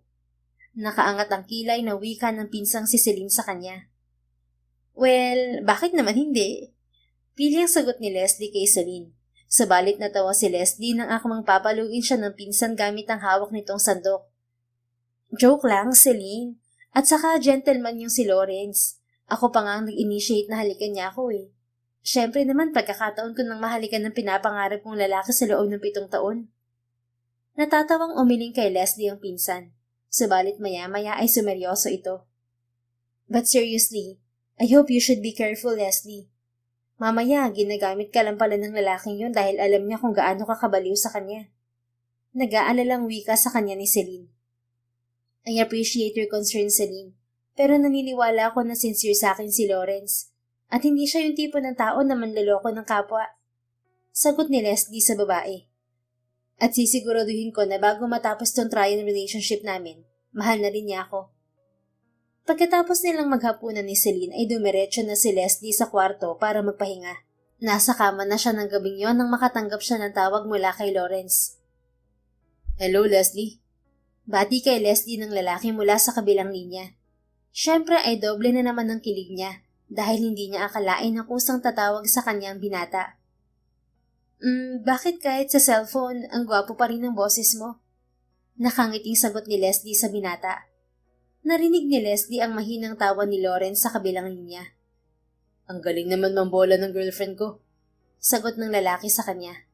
Kinagat ni Leslie ang ibabang labi sa kilig nang marinig ang salitang girlfriend mula kay Lawrence. Ha? Nagsasabi lang kaya ako ng totoo. Ang sarap pakinggan ng boses mo. Alam mo yon? Yung tipong boses mo pa lang ang marinig ko, alam ko na agad na gwapo ka. You should stop praising me, Leslie. Malapit na akong kiligin sa mga sinasabi mo. Sagot sa kanya ni Lawrence mula sa kabilang linya. Ha? Kinikilig ka rin pala? Hindi makapaniwalang tanong ni Leslie sa nobyo. Well, there's always a first time for everything, right? Hindi napigil ni Leslie ang malaking ngiti na gumuhit sa mga labi sa narinig. Bakit ka napatawag? Gusto mo ako makausap bago ka matulog? Tanong niya kay Lawrence. Well, yeah. Gusto kong marinig ang boses mo. I just got home, by the way. Sagot ni Lawrence sa kanya. Sa gitna ng kilig na nararamdaman ay sumulyap si Leslie sa nakadisplay na relo sa silid niya. 9:00 na. Ngayon ka palang nakauwi? Nag-aalalang tanong niya kay Lawrence. May tinapos akong trabaho sa office. Doon na rin ako nag-dinner. Sagot ng binata sa kanya. Ang sipag naman ng love ko. Nakalabing wika ni Leslie kahit na hindi siya nakikita ng kausap. Wait, what? Can you repeat it? Sambit ni Lawrence mula sa kabilang linya. Alin din sa mga sinabi kong uulitin ko? Nagtatakang tanong ni Leslie sa lalaki. The last one. Sagot ni Lawrence bago mahinang tumikim. Tinawag mo akong love? Maso yung tanong nito na may ngiti. Napatango si Leslie bago ngumiti. Oo, love naman kasi kita eh. So, pwede bang yun na lang ang endearment natin? Love? Malambing na tanong niya sa nobyo. If that's what my baby wants, then sure. Sagot ni Lawrence sa kanya. Gustong mamilipit ni Leslie sa kilig sa isinagot ni Lawrence. Really? Sigurado ka? I mean, hindi mo pa naman ako love, di ba? Bahagyang nakangusong tanong ni Leslie sa lalaki. But that's what you want, so we'll do it, okay? Love? Masuyong sagot ni Lawrence sa nobya. Wait. Kailangan ko munang huminga, Lawrence. Ani Leslie sa lalaki habang ang isang kamay ay nakahawak sa pisngi. Why? Is there something wrong, love? Nag-aalalang tanong ni Lawrence mula sa kabilang linya. Wala, kinikilig lang ako. Sagot ni Leslie sa nobyo. Narinig ni Leslie ang paghinga ni Lawrence sa kabilang linya, kasunod ay ang mahinang tawa nito. Ang cute talaga ng girlfriend ko. But please, don't make me worry next time, okay? Anito sa kanya. Sorry na po, love. It's okay, love. Maso yung sagot nito na muling nagpasirko sa puso ng dalaga. Tama na nga, ibaba na natin to bago pa ako mamatay sa kilig. Ani Leslie sa lalaki. Hey, don't joke about that like that, Leslie. Marahang samay ni Lawrence sa kanya. Oo naman, hindi pa talaga ako pwedeng mamatay. Kailangan mo pang ma-inlove sa akin, no? Nakalabing sagot niya sa nobyo. What? So kapag na-inlove ako sa'yo, are you saying pwede ka nang mamatay? Tanong nito sa kanya. Kahit hindi niya nakikita ang mukha ni Lawrence, ay nai-imagine niya na nakakunot ang noo nito. Ha? Siyempre hindi. Kailangan pa nating magpakasal nun, tapos bumuo ng pamilya. Mabilis na sagot niya kay Lawrence. Sa pagkakataong yon ay narinig niya ang mahinang tawa ng lalaki. Good. Then no talks about that anymore. Okay, love? Masuyong wika nito. Okay po, love. Maamong sagot ni Leslie sa lalaki. Ilang minuto pa silang nag-usap ni Lawrence bago sila nagpaalam sa isa't isa. Kinabukasan, tulad ng sinabi sa kanya ng lalaki, ay sinundo siya nito upang ihatid sa eskwelahan. As usual, napakagwapo ng lalaki sa Amerikanang suot nito. Sabalit ang ikinabigla ni Leslie ay nang makita ang bouquet ng bulaklak na hawak ng nobyo. Para sa maganda kong girlfriend. Wika ni Lawrence bago nito iniabot sa kanya ang mga bulaklak. Grabe, umagang-umaga pinapakilig mo ako, love. Nakangiting wika ni Leslie sa lalaki. Ngumiti lang sa kanya si Lawrence bago siya nito pinagbuksan ng pinto ng sasakyan. Hindi ba hassle sa'yo to, Lawrence? I mean, late ka minsan umuwi sa gabi tapos ihahatid mo pa ako sa umaga. Baling niya sa nobyo habang nasa biyahe sila. It's fine, Leslie. Girlfriend kita kaya hindi to magiging hassle sa akin. Nakangiting baling ng binata sa kanya. Kinuha nito ang isang kamay niya bago dinala sa mga labi nito. Napangiti si Leslie sa kilig kasabay ng pagwawala ng mga paru-paro niya sa tiyan. Hanggang na mga sandaling yon ay hindi pa rin siya makapaniwala na boyfriend na niya si Lawrence.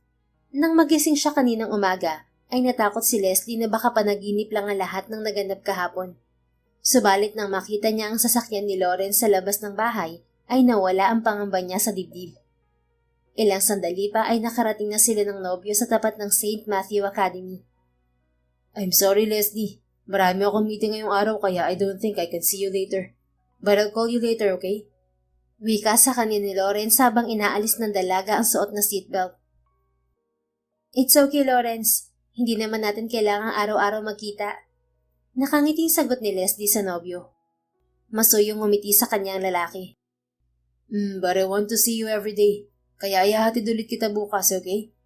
Anito sa kanya. Okay, love. Sagot ni Leslie sa lalaki bago bahagyang umuso. Yung kiss ko? Tanong niya kasabay ng pagsulyap sa mga labi nito. Tumikim si Lawrence bago bumaba ang mga mata sa labi niya. Well, I want to kiss you, but I don't want to ruin your lipstick, love. Wika nito sa kanya. Ngumiti si Leslie sa nobyo. Don't worry, kiss-proof tong lipstick ko. Kahit na ilang beses mo kong halikan, hindi to masisira. Pili ang sagot niya sa lalaki na bahagyang ikinatawa nito. Sana sinabi mo agad, love. Wika ni Lawrence sa kanya. Bago pa makahuma si Leslie, ay hinapit na siya ng lalaki upang halikan. At tulad ng unang beses niyang halikan si Lawrence, buong pusong tinugon ni Leslie ang halik ng lalaki. Parehong mapungay ang mga mata nila ng binata nang maghiwalay ang mga labi nila. You're getting better at kissing, love. Masuyong wika ni Lawrence sa kanya habang hawak ang pisngi niya. Napangiti si Leslie bago sumagot sa lalaki. Siyempre, gusto kong maadi ka rin sa halik ko kaya ginagalingan ko. Pili ang sagot niya rito. You're doing a good job at that. Tila nagpipigil ng ngiting sagot sa kanya ni Lawrence. Now you need to go bago pa kita mahalikan ulit. Wika nito kasabay ng mabilis na pagsulyap sa suot na relo. Gusto man ni Leslie na manatili sa sasakyan ni Lawrence, ay alam niyang malilate siya kapag hindi pa siya bumaba. Kaya naman nagpaalam na siya sa binata. Matiwasay na natapos ang klase ni Leslie ng araw na yon. Nang gabing yon, bago makatulog si Leslie, ay nag-usap silang muli ni Lawrence sa cellphone. Kinabukasan at sa mga sumunod na araw ay sinusundo siya ng nobyo sa umaga upang ihatid sa eskwelahan. Dumating ang araw ng Sabado. Sinundo siya ni Lawrence pagkatapos ng almusal dahil ayon sa binata ay magde-date sila. Muntik nang mahigit ni Leslie ang hininga habang pinagmamasdan si Lawrence na nakasandal sa kotse nito. Sa kabila ng simpleng polo shirt at pantalon, ay hindi pa rin masukat ang gandang lalaki nito. Ang gwapo ng love ko. Hindi napigilan po rin ni Leslie sa nobyo nang lapitan niya ito. Well, kailangan lagi akong gwapo dahil maganda ang girlfriend ko. Nakangiting sagot ni Lawrence sa kanya. Kinagat ni Leslie ang ibabang labi sa kilig. Bagay talaga tayo no? Gwapo ka, maganda naman ako. Parehong letter L ang pangalan natin. Tapos, pareho pa tayong may sense of humor. Wika ni Leslie sa lalaki. You're cute, love. But yeah, you're right. Bagay nga tayo, kaya meant to be tayo. Naaaliw na sagot ni Lawrence sa kanya bago siya iginiya sa loob ng sasakyan nito. Pagkatapos ng kalahating oras na biyahe pa ay nakarating sila ni Lawrence sa aquarium park na destinasyon nila. Nang tanungin siya ng nobyo kung saan niya gustong pumunta, ay iyon ang isinagot niya sa lalaki. This is my first time here. Wika sa kanya ni Lawrence habang pinapanood nila ang mga isda sa malaking aquarium sa harap nila. Saan mo ba madalas dalhin ng mga nakakadate mo dati? Well, we usually go to hotels. Kaswal na sagot sa kanya ni Lawrence. Nabanggit kay Leslie ni Lawrence na casual lang ang mga nagdaang relasyon nito at wala itong maituturing na ex-girlfriend. Bakit tayo hindi sa hotel nagpunta? Kuryosong baling niya sa nobyo. Masuyong umiti sa kanya si Lawrence. Because you're different from those girls I've dated before, Leslie. Bakit naman? Dahil ba wala akong experience, ganon? Bahagyang nakaingos na tanong niya sa nobyo. Marahang hinawakan ni Lawrence ang kamay niya at dinala sa mga labi nito. The reason I want to properly date you is because I want to get serious with you, Leslie.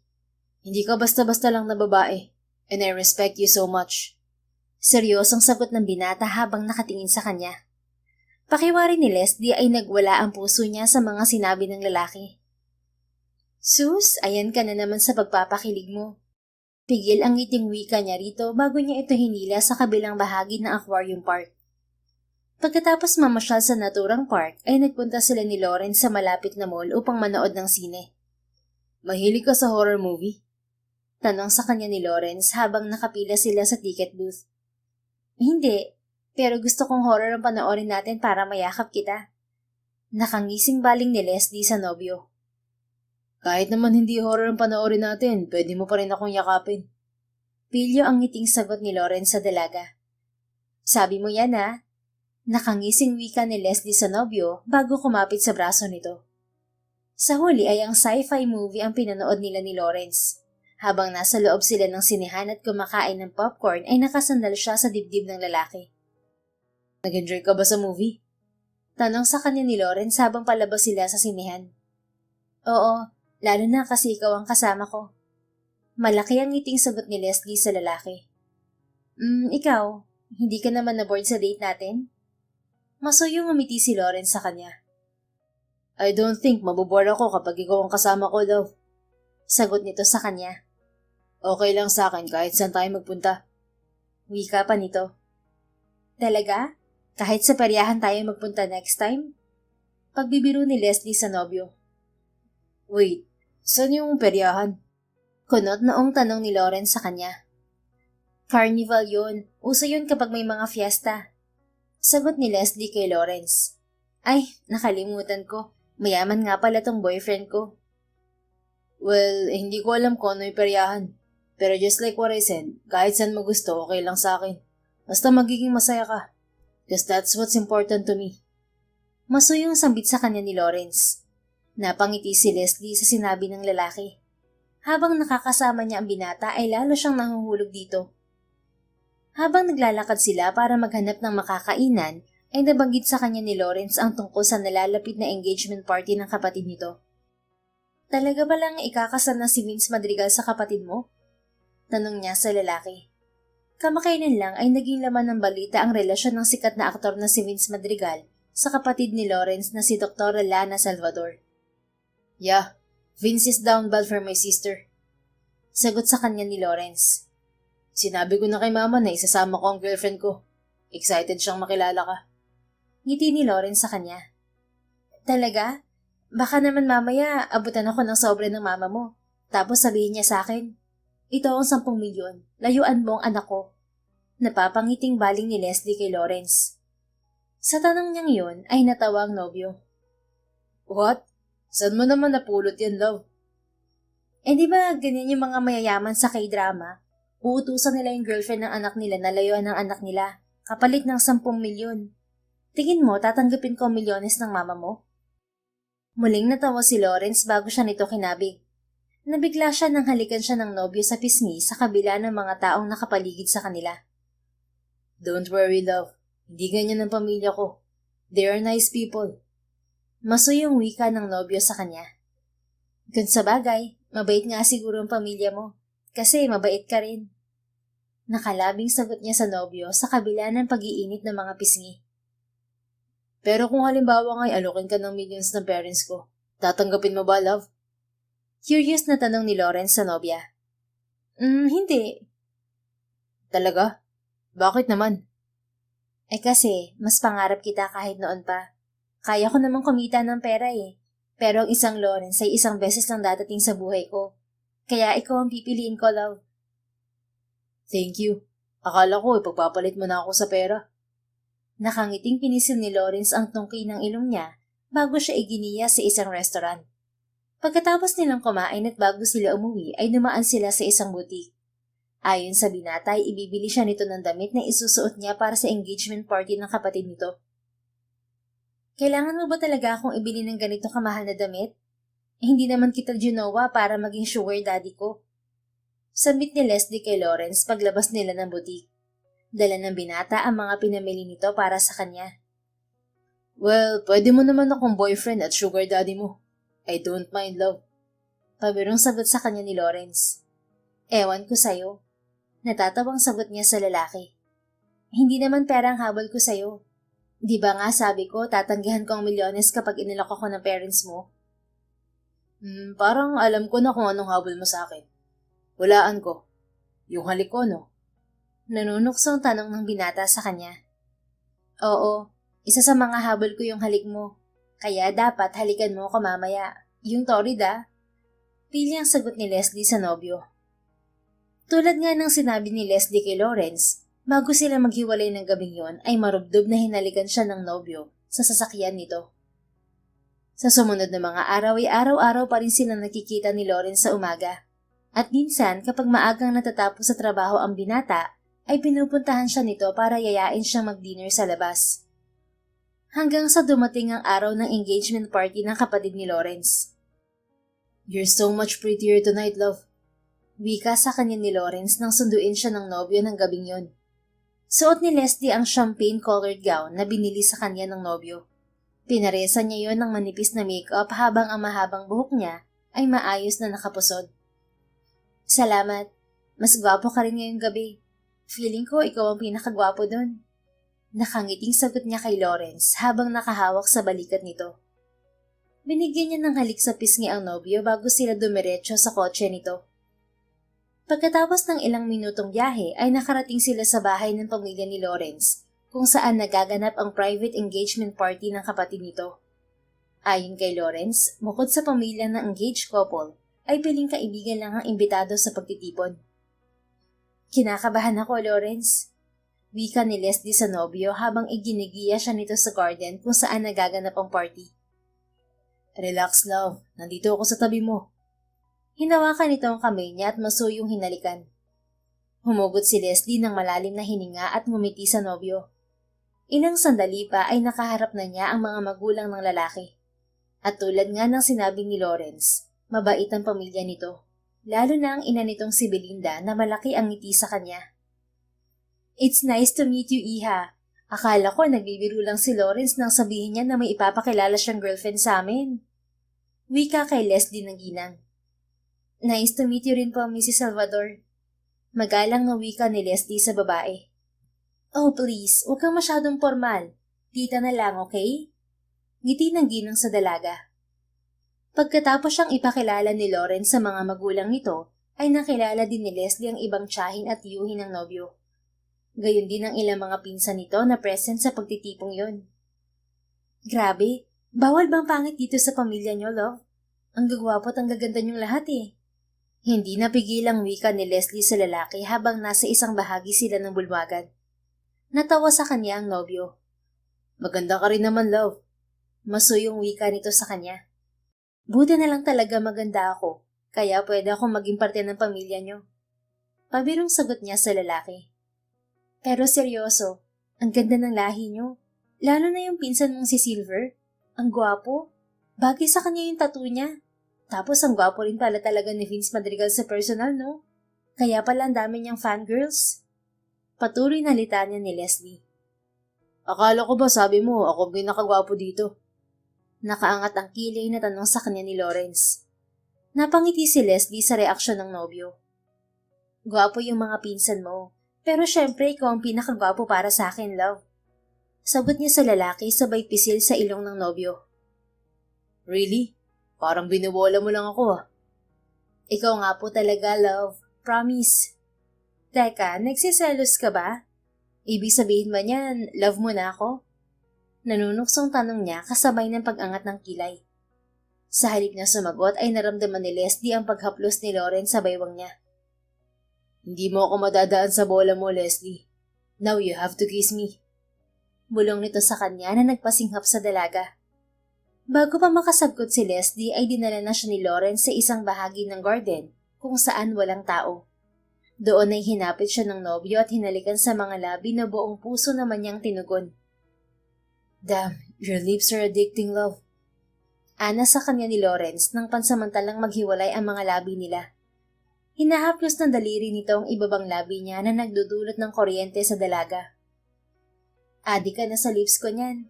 Nakangising tanong ni Leslie sa binata. "If I say yes, can I kiss you again?" "Pwedeng-pwede." Ganito ka pala magselos ha? Bigla-bigla ka na lang nanghahalik at nanghihila sa dilim. Tukso ni Leslie sa kaharap. "I'm not jealous." Tanggi ni Lawrence sa kanya. "Talaga ba?" Patuloy na tukso ni Leslie sa nobyo, kasabay ng pagkawit ng braso niya sa batok nito. Bago pa muling maglapat ng mga labi nila ni Lawrence ay natigilan sila nang marinig ang isang boses malapit sa kanila ng nobyo. "Hey Lawrence, huwag mong sabihin gumagawa ka ng milagro dyan sa dilim. Nang ibaling ni Leslie ang mga mata sa pinanggalingan ng boses, ay nakita niya ang pinsan ni Lawrence na si Silver. Nakatayo ang binata malapit sa kanila habang hawak ang isang wine glass. Oh, you shut up, Silver. Matalim na sagot ni Lawrence sa pinsan. Natawa lang si Silver bago bahagyang nagtaas ng kamay. You better hurry up. Hinahanap na kayo ni Tita Belle. Saka nyo na yun ituloy sa kwarto. Anito sa pinsan bago tumalikod at umalis. Nakakahiya naman. Nakita pa tayo ng pinsan mo.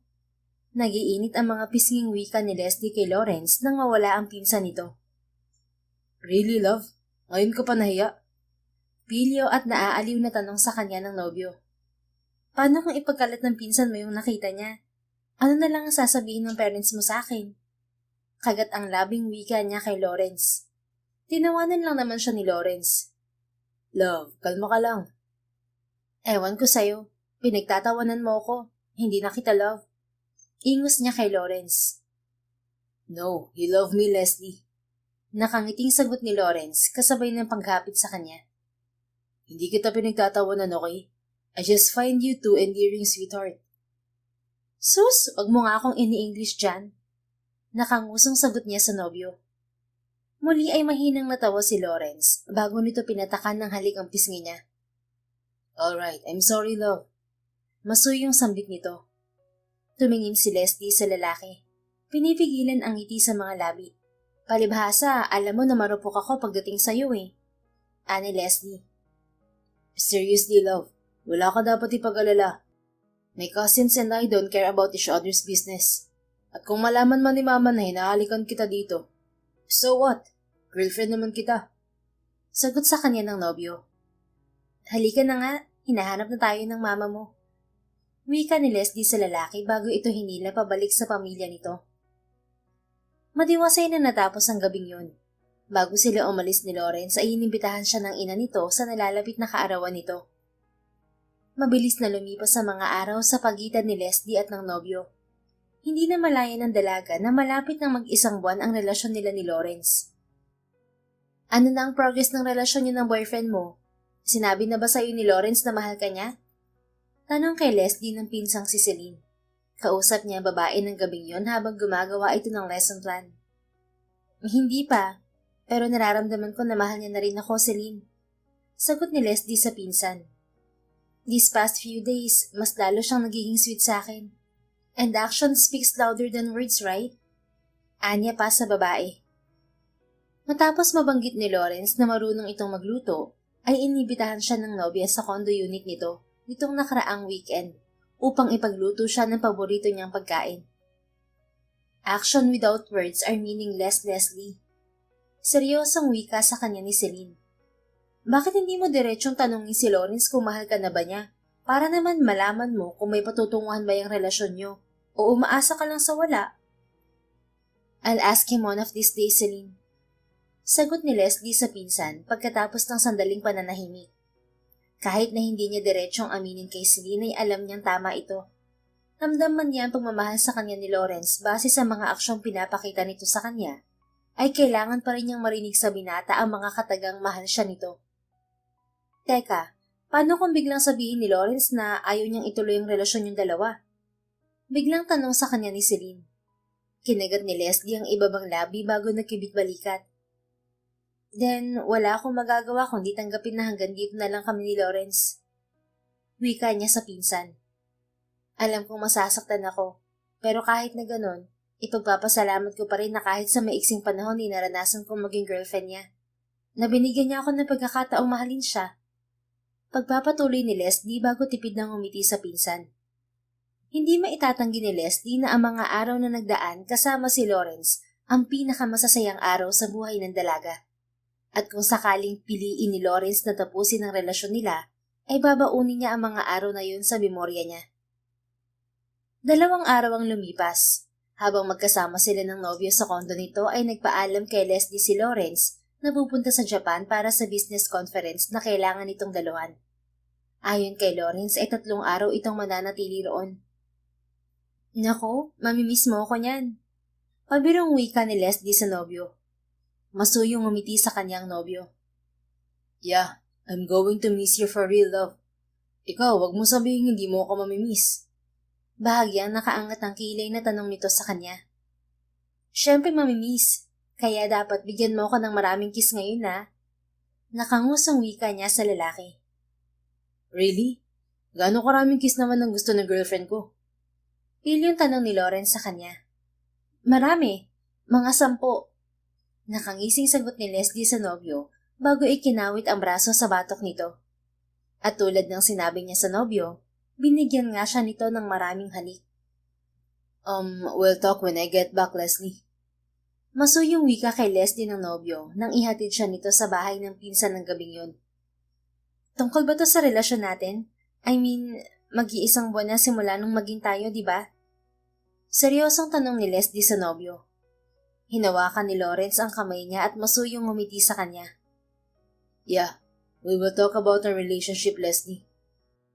Nang mga sandaling yon, bago sila maghiwalay ng binata, ay gusto nang itanong ni Leslie kay Lawrence kung may pag-ibig na para sa kanyang nobyo.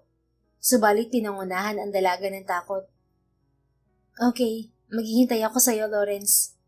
Sa halip ay wika ni Leslie sa binata bago sinuklian ng ngiti nito. Pagkatapos ng araw na yon ay lumipad na si Lawrence paalis ng bansa. Nakatanggap si Leslie ng mensahe mula kay Lawrence bago ito sumakay ng eroplano. Subalit pagkatapos niyon ay wala na siyang na-receive mula sa binata. 2 araw pagkatapos umalis ni Lawrence ay isang larawan nito kasamang isang babae ang kumalat sa internet. Ayon sa article ay nakitang magkasama si Lawrence Salvador at ang sikat na modelong si Bea Ramos na dating napabalitang naging fling nito sa isang airport sa Japan. Anong sabi sa'yo ni Lawrence, Leslie? Tanong kay Leslie ng pinsang si Celine ng umagang yun.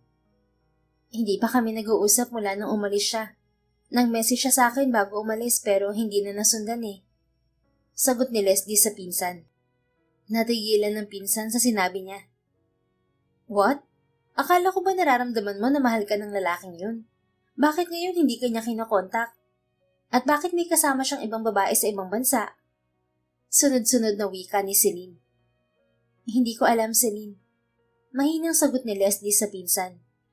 Ang alam ko lang, nagtitiwala ako kay Lawrence na hindi naman niya ako magagawang lokohin. Bumaling siya sa pinsan at tipid ng umiti. I mean, kung hindi niya ako mahal at ayaw na niyang ituloy ang relasyon namin, sigurado akong sasabihin niya muna sa akin bago siya mag-entertain ng ibang babae. Pagpapatuloy ni Leslie. Ang lakas talaga ng tiwala mo sa Lawrence na yun, na? Naiiling na wika sa kanya ni Celine. Dahil sa loob ng 1 buwang magkasama kami, nakilala ko siya ng lubos. Alam ko na hindi siya manloloko. Bumuntong hininga si Celine habang patuloy na nakatingin sa kanya. Pero okay ka lang ba ngayon? Nag-aalalang tanong nito. Kahit na sabihin mong may tiwala ka kay Lawrence, alam kong naaapektuhan ka pa rin sa mga nabasa mo at sa hindi niya pag-contact sa'yo.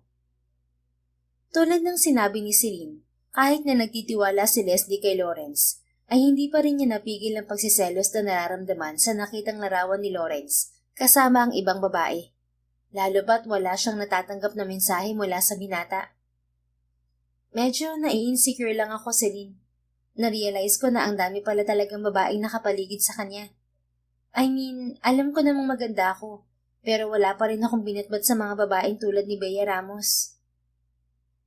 Kung iiwan ka ng Lawrence na yon para sa babaeng tingin niya ay mas maganda at sexy sa'yo, edi ibig sabihin, wala siyang kwentang lalaki at hindi niya deserve ang pagmamahal mo, okay?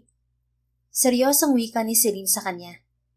Tipid ng ngumiti si Leslie at nagpasalamat sa pinsan bago ipinagpatuloy ang pagkain ng almusal. Pagkatapos niyon ay nagpaalam siya sa babae para pumasok sa trabaho. Sa kabila ng bigat na nararamdaman sa dibdib ay pinilit niyang umaktong masaya sa harap ng klase niya. Teacher Leslie, why are you sad? Tanong kay Leslie ng isa sa mga triplets nang lapitan siya nito pagdating ng recess. Isang ngiti ang ibinigay ni Leslie sa bata. I'm not sad, Carson. Sagot niya rito. It's bad to lie, Teacher Leslie. Sagot naman ni Carter habang nakatingin sa mukha niya. Tito Lawrence will be upset if you're sad, teacher. Wika pa nito na nagpaawang sa mga labi ng dalaga. Well, I'm just a little sad because I miss your Tito Lawrence. Pag-amin niya sa 3 bata. Where is Tito Lawrence? Tanong ni Caleb sa kanya. Bago pa makasagot si Leslie, ay naunahan siya ng isa sa mga triplets. Mommy said he's in Japan, Caleb. Sagot ni Carter sa kapatid nito. Oh, but he will be home soon, Teacher Leslie. Alo sa kanya ni Carson. Pagkatapos ay inabot nito sa kanya ang isang piraso ng chocolate bar. Here, sayo na lang, teacher, para di ka nasad. Napangiti si Leslie sa triplets. Sa sinabi at ginawa ng mga ito ay gumaan ang pakiramdam niya. Pagkatapos ng klase ni Leslie, ay dumiretso siya sa gate ng eskwelahan upang abangan ng grab taxi na binook niya sa internet. Hindi kasi pumasok ang kasamahang teacher na si Anna, kaya wala siyang kasabay na umuwi. Subalit natigilan si Leslie ng isang pamilyar na sasakyan ng huminto sa tapat niya. Kasunod niyon ay bumaba ang nobyo mula sa kotse nito. Napalunok si Leslie nang mapagtantong hindi siya dinadaya ng paningin. Kasabay niyon ay ang malakas na pagkabog ng puso niya. Lawrence, anong ginagawa mo dito? Akala ko bukas pa ang uwi mo. Hindi makapaniwalang tanong ni Leslie sa lalaki nang huminto ito sa harap niya. I miss you. That's why I went home already, love. Sagot ni Lawrence sa kanya kasabay ng paghawak nito sa kamay niya. Naramdaman ni Leslie ang pag-iinit ng sulok ng mga mata nang marinig ang salitang yon mula sa lalaking minamahal. Hindi nga. Bakit magkasama kayo ng ex-fling mo sa airport? Nakasimangot na tanong niya sa kaharap sa kabila ng luhang nagbabadyang bumagsak mula sa mga mata niya. Love, that was nothing. Aksidente lang kaming nagkita sa airport ni Bea dahil may photoshoot siya sa Japan. And that was the only time we talked to each other. Paliwanag sa kanya ni Lawrence habang diretsyong nakatingin sa kanya. I hope you didn't believe any article about that. Tila nakikiusap na sambit ng nobyo. Hindi ako naniniwala na may something sa inyo ng babaeng yun. Dahil nagtitiwala ako sa'yo, Lawrence. Pero nagselos pa rin ako. Pag-amin ni Leslie sa nobyo. I'm sorry, love. Masuyong wika sa kanya ni Lawrence. Also, I'm sorry for not contacting you. Nawala ang cellphone ko sa Japan kaya hindi kita na-contact. Yun din ang dahilan kung bakit umuwi ako agad. Dahil bukod sa miss na kita, ayoko mag-alala ka at ayoko magkaroon tayo ng misunderstanding. Pagpapatuloy ng lalaki sa marahang boses. Sa pagkakataong yun ay hindi na napigilan ni Leslie ang pagbagsak ng mga luha. Hey, why are you crying? Nag-aalalang tanong ni Lawrence sa dalaga. Maagap nitong hinawakan ng mukha niya bago masuyong pinunasan ang luhang nagdanda sa pisngi niya. Wala. Tears of joy to. Akala ko kasi iiwan mo na ako. Why would I leave you when I'm in love with you, Leslie? Masuyong sagot sa kanya ni Lawrence na siyang nagpahinto sa puso ng dalaga. Mahal mo ako? Hindi makapaniwala ang tanong ni Leslie kay Lawrence. Bakit parang hindi ka makapaniwala, love? Akala ko malinaw na sa'yo yan. Hindi ko pa naiparamdam sa'yo na mahal kita sa nakalipas na bang magkasama tayo. Masuyong tanong ni Lawrence sa kanya. Naiparamdam, pero actions without words are confusing, Lawrence. Malay ko ba kung malambing ka lang talaga? Kaya kahit na nararamdaman ko na mahal mo rin ako, ayoko mag-assume na pareho nga tayo ng nararamdaman sa isa't isa. Nakalabing sagot ni Leslie sa lalaki. Then, I'll make everything clear to you now, love. I'm in love with you, Leslie. Mahal kita. Buong pagmamahal at pag-amin ng binata. I don't know exactly when it started. Maybe I fell in love with you the first time I saw you walking on the sidewalk. Pagpapatuloy nito habang masuyong hinahaplos ang pisngi niya. Talaga? Mahal mo na ako nun? Pero bakit trial relationship lang ang inalok mo sa akin? Dahil hindi pa ako sigurado sa nararamdaman ko noon, Leslie. I thought that maybe I was just infatuated with you back then. Besides, may pangamba sa akin na baka hindi mo naman talaga ako mahal tulad ng sinasabi mo. That maybe you're just in love with the idea of me and not with the real me. Kaya pinropose ko na subukan muna natin ang isang buong relasyon para pareho nating masiguro ang nararamdaman natin para sa isa't isa. Paliwanag sa kanya ni Lawrence. Hinawakan ni Leslie ang mukha ng binata at sinalubong ang mga mata nito. Pwes, sasabihin ko sa iyo, Lawrence, mahal kita. At pagkatapos ng isang buong relasyon natin, lalo pang lumalim ang pagmamahal ko para sa iyo. Seryoso at buong pusong wika ng dalaga sa lalaki. I know that now, Leslie. And I'm in love with you too. So much. Buong damdaming pahayag ni Lawrence bago ito lumuhod sa kanya at inilabas ang isang singsing. And now that our trial relationship has ended, will you marry me, my love? Kumikislap ang mga matang tanong ng nobyo sa kanya. Napasinghap si Leslie kasabay ng muling pagbagsak ng mga luha. Seryoso ka ba, Lawrence? Gusto mo agad akong pakasalan? Hindi makapaniwalang tanong niya sa nobyo. I've never been this serious in my life, Leslie. I'm in love with you, and I want to spend my whole lifetime with you. Buong pusong pahayag ni Lawrence. Alam kong masyado pang mabilis, pero hindi kita minamadali, sweetheart. I just want you to know that I'm serious with you, na ikaw ang babaeng gusto kong makasama sa habang buhay. Pagpapatuloy nito. Kinagat ni Leslie ang iba mang labi bago sunod-sunod na tumango sa nobyo. Mahal kita, Lawrence. At oo, papayag ako magpakasal sa'yo. Buong pagmamahal na sagot niya sa lalaki. Really, love? Tanong ni Lawrence, tila hindi makapaniwala sa mabilis na pagpayag niya. Sa kabila ng luha sa mga mata ay nagawang matawa ni Leslie sa reaksyon ng nobyo. 7 years na kitang minamahal, at tanga ko naman kung tatanggihan ko ang proposal mo ngayon. Nakangusong sagot niya sa nobyo. Bahagyang natawa si Lawrence bago nito maingat na isinuot ang singsing sa daliri niya. You've been in love with me for 7 years, Leslie. Now, allow me to love you for the rest of our lives. Buong pagmamahal na sambit ni Lawrence bago nito sinakop ang mga labi ng dalaga. Nang maghiwalay ang mga labi nila ni Lawrence, ay narinig ng dalaga ang palakpakan sa paligid nila. Noon lang napansin ni Leslie na ilang kasamahang guro at mga estudyante ang nanonood sa kanila.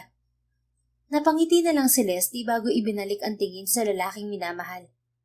Masyadong masaya si Leslie ng mga sandaling yon para makaramdam ng hiya. At alam niyang ganoon din ang nararamdaman ni Lawrence. Come on, love. Let's get out of here so I can kiss you properly. Masuyong wika sa kanya ng nobyo na ngayon ay fiancé na niya. Ngumiti si Leslie kay Lawrence bago nagpatianod rito. Walang kasing saya ang puso ni Leslie ng mga sandaling yon. Hindi siya makapaniwalang engaged na siya sa nobyo. Pagkatapos ng araw na yon ay dinala siya ni Lawrence sa bahay ng magulang nito upang formal na ipakilala siya bilang fiancé nito. Nagpunta rin sila ni Lawrence sa Australia upang formal nitong hingi ng kamay ni Leslie sa ina. 1 taon matapos ang kasal ng kapatid ni Lawrence na si Lana, ay ikinasal sila ni Lawrence. Umuwi ng Pilipinas ang ina ni Leslie para sa kasal nila. Present din ang buong angka ng Buena Vista, kung saan kasama sa entourage ang triplets na anak ni Dr. Faith na malaki ang naging ambag sa relasyon nila ni Lawrence. 1 taon matapos ang kasal nila ni Lawrence, ay isinilang ni Leslie ang kambal na anak nila. Wala nang mahihiling pa si Leslie sa buhay sa piling ng asawa at mga anak. Labis niyang ipinagpapasalamat sa may kapal na ipinagkaloob nito sa kanya ang lalaking dati ay pinapangarap lang niya at ngayon ay asawa na. The end. If you enjoyed this story, please don't forget to like, subscribe, comment, and share. Your support helps us reach more people and spread the love. Thank you for tuning in, and we're looking forward to seeing you again soon. In the meantime, please take care and may God bless you always.